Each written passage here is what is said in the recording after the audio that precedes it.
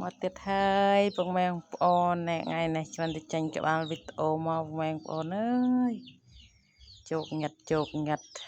បូតញ៉ាត់អើយបងប្អូននិយាយវត្តថាត្រួយ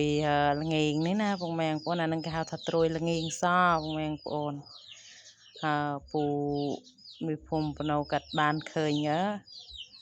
បេះហូបលបយនំបញ្ចុកខ្ញុំនឹកឃើញថាអូនៅផ្ទះប្រុងចាក់បាញ់ឆេវហូបនេះចាញ់ពេលប្រជុំយើងទៅបេះវាក្នុងព្រៃបិទថាសាលាឃុំដល់ពេលយើងចេញពីប្រជុំហើយក៏មានអីណាចេញមកក៏ចាប់កាច់យកពុកម៉ែបងប្អូនលាស់ត្រួយខ្ចីល្អណាស់ពុកម៉ែបងប្អូនអើយថាវាច្រើនយ៉ាងណាឡើងបេះមួយថងពីរថងមិនអស់ពុកម៉ែបងប្អូនដោយសារខែនេះជាខែស្លឹកឈើលាស់ណាពុកម៉ែបងប្អូនណាដើមអីក៏វាលាស់ល្អដែរពុកម៉ែបងប្អូនយើងបេះមករួចហើយក៏ចាប់ដើមមកដល់ផ្ទះហើយពុកម៉ែបងប្អូនមកដល់អត់មានអ្នកធ្វើទេមកដល់ក៏ចាប់ដើមកោសដូងក៏ច្រាំសាច់ពុកម៉ែបងប្អូនសាច់មាន់ម៉ែខ្ញុំគាត់វៃហូបក៏យើងយកមកក៏ច្រាំទឹកធ្វើនំខ្លះណាពុកម៉ែបងប្អូនយើងកោសដូងកោសអីរួចក៏ចាប់ដើមច្បាច់យកខ្ទិះវាពុកម៉ែបងប្អូន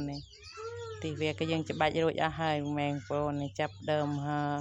ពេលដែលធ្វើនោះខ្ញុំអត់បាននៅទេខ្ញុំរវល់ទៅប្រជុំទៀតមកវិញមកឆ្អិនពុកម៉ែបងប្អូន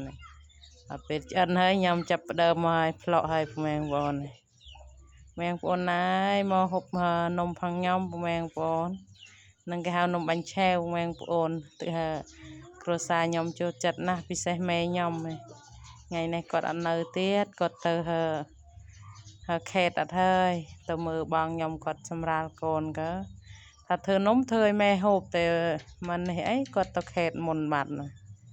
ឡើយហើយកូនហូបបញ្ញាយម៉ែអើយម៉ែអង្គុយមើលវីដេអូកូនក៏ឃ្លានតាមហើយពុកម៉ែបងប្អូនអើយណាត់ម៉ែណាគាត់ចូលចិត្តណាស់បាញ់ឆែវនេះជានំតំណាងគ្រួសារតកូលខ្ញុំហើយពុកម៉ែបងប្អូននំបាញ់ឆែវយើងកំសត់ខ្លាំងពេកមកមើលប្លុកយើងម្ដងចាប់ដើមពុកម៉ែបងប្អូនលបយមាន2 3មុខពុកម៉ែបងប្អូនស្លឹកតបេកព្រៃស្លឹកល្ងៀងសនិងត្រួយស្អំពុកម៉ែបងប្អូន3មុខមានលីងវងទេបានទេខ្ញុំអត់បានហូបប៉ះទេ3មុខនេះ